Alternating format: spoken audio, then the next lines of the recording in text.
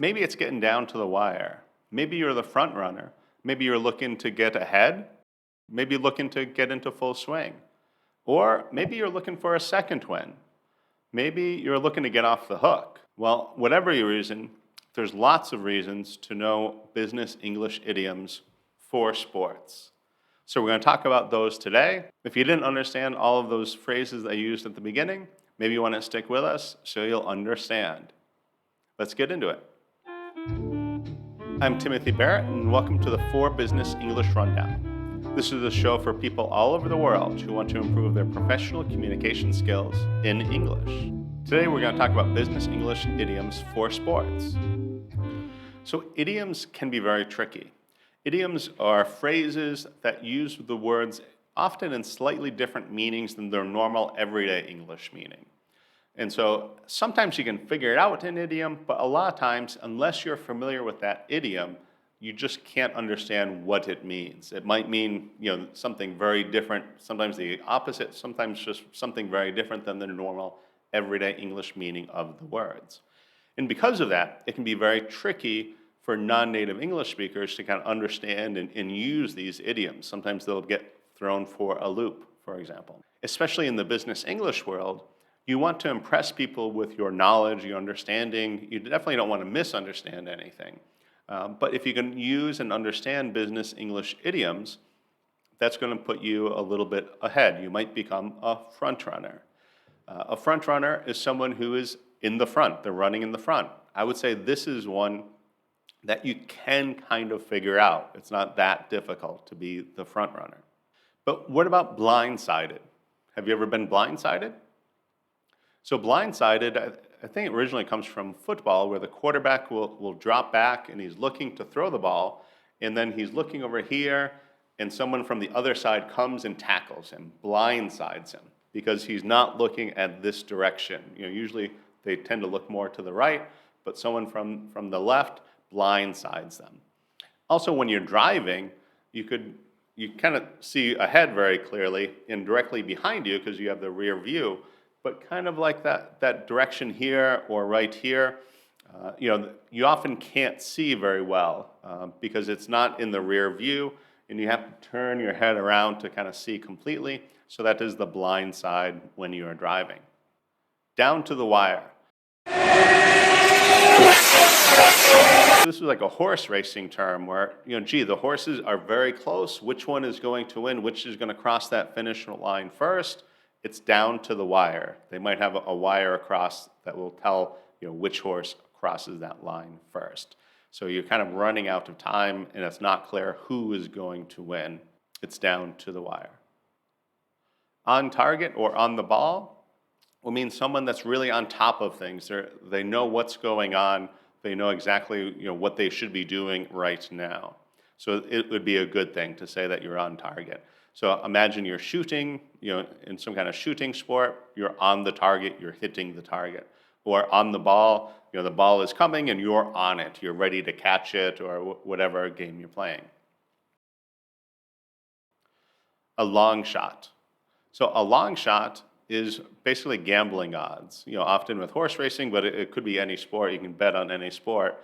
So what are the odds? So if the odds are against you, so if you bet on this team or this player or this horse and they win, you're going to win a lot of money, but it's a long shot.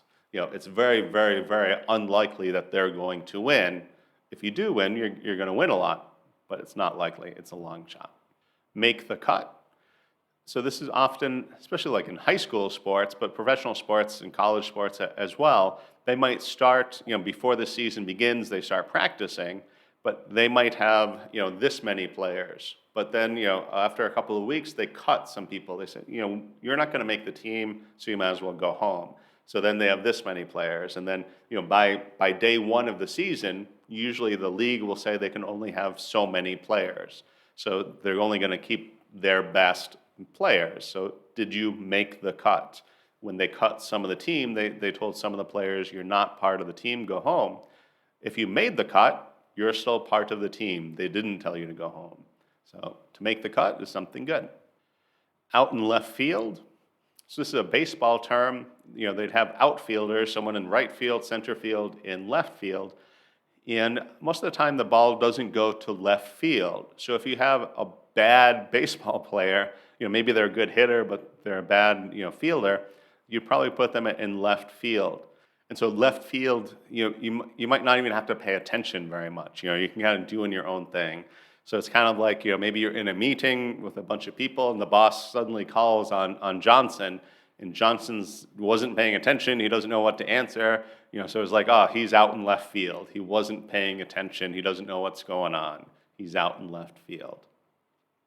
Or out of her league, out of my league, out of their league would mean that, they're in the Premier League, the professional league. I'm in the amateur league. So we can say it could be because of a job, like, oh yeah, I applied for that, but that company is just out of my league. I don't have the qualifications to get that position. Or we can use it with relationships a lot.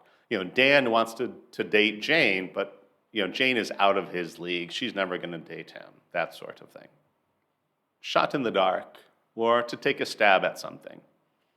So shot, obviously we're talking about like a pistol or a gun, some kind of firearm, bang, but you're shooting in the dark. Maybe you hear some noise, so you're going to take a shot at it, but it's not likely you're going to actually hit anything. Or to take a stab at it, we're talking about a knife, to take a stab at it, to try to hit someone, but again, you can't see them, you're just taking a stab at it.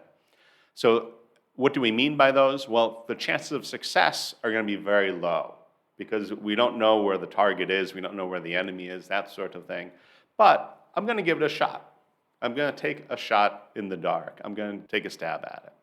And maybe I'll be lucky, maybe I'll find the target, maybe it'll be successful, but I'm not expecting too much from it. But hey, take a stab at it. Take a shot in the dark. Maybe you'll hit something. So timeout. So basically every sport will have a timeout where a player, a team can call a timeout, and they take a little bit of a break. Maybe it's for 20 seconds, 1 minute, whatever it is, but they get a little bit of a break. Sometimes parents will do this a lot with children, like the child was playing and they did something wrong, they got too aggressive. Okay, timeout. Go sit in the corner, go sit on the stairs for 1 minute, 5 minutes, whatever it is. He's getting a timeout. He wasn't playing well with the other kids. And so we can use this with adults as well. Like, I've been working so hard, I just need a timeout. I need a day off, I need a break, something like that. Or, I really don't like his behavior, I don't like how he's been acting with the other employees. I'm giving him a timeout, I'm sending him home, without pay or something like that. Usually wouldn't be a reward in that context, but he's getting a timeout. Team player. A team player works well on a team. This is probably not too hard to figure out. Now, some people may be very good individually, solo, they do things very well, but they can't play very well as a team.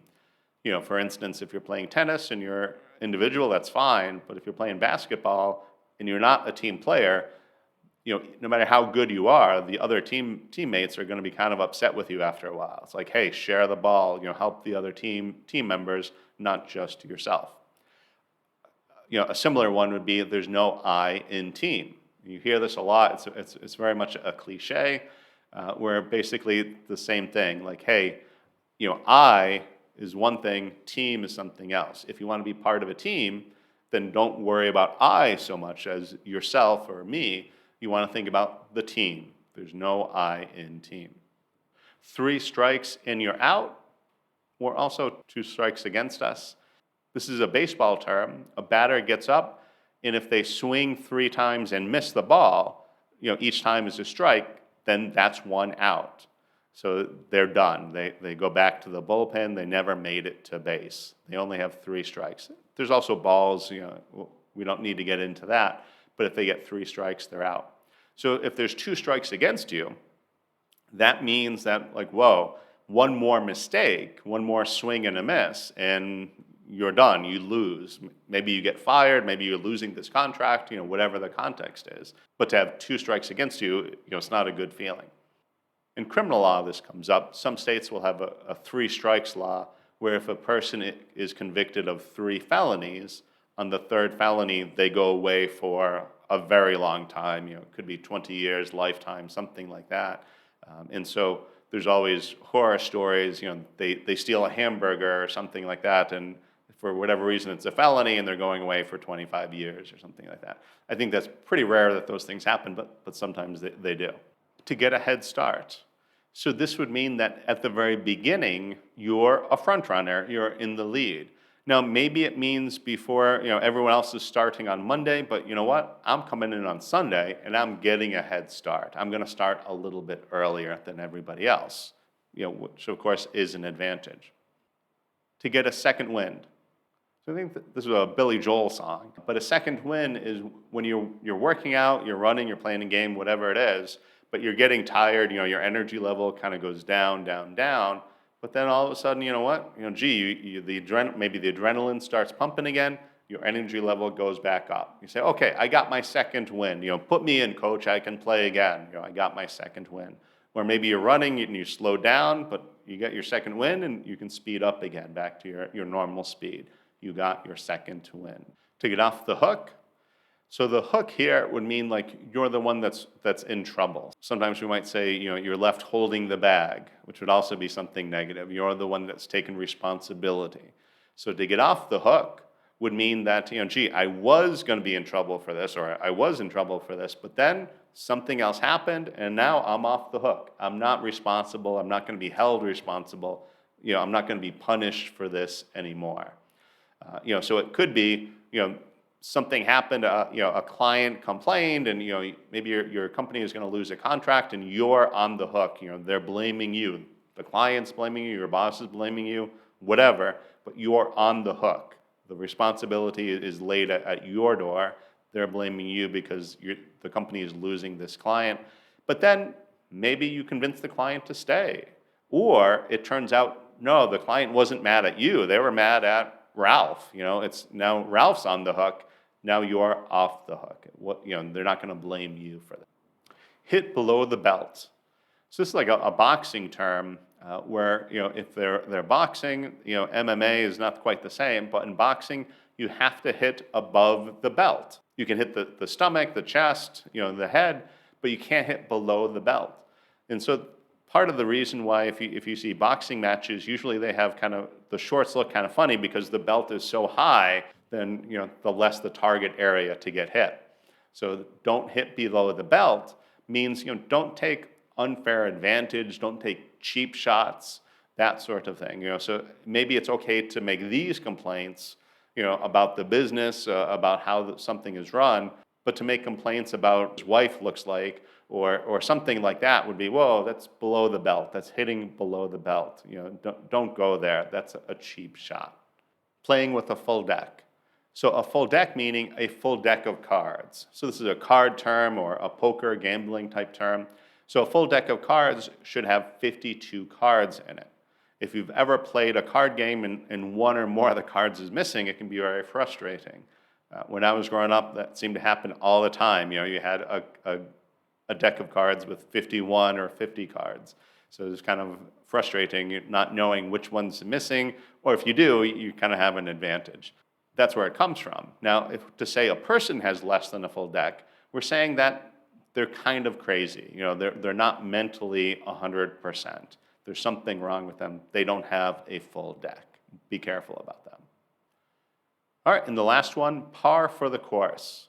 So this is a golfing term. So the course is the golf course. When you play golf, you either play 9 holes or 18. Each course has a par. And so the par is the number of shots that a good player would get to complete the course. So each hole has a par. So this could be a par 2 hole or a par 3 hole, meaning a good player would sink this ball into the hole in 3 shots. You might play a little bit better or a little bit worse, but par is the norm or the expected. So par for the course, taking it out of the golfing context, would mean, well, this was expected.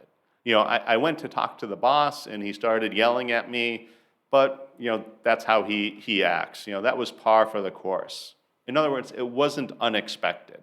It was what I expected, what was normal for the situation. It's par for the course. All right, hopefully these business English idioms for sports was useful to you. If it was, conquer that like button and make it ours. If you enjoyed this video, check out some of the other videos you like them just as much. Work hard today and enjoy tomorrow.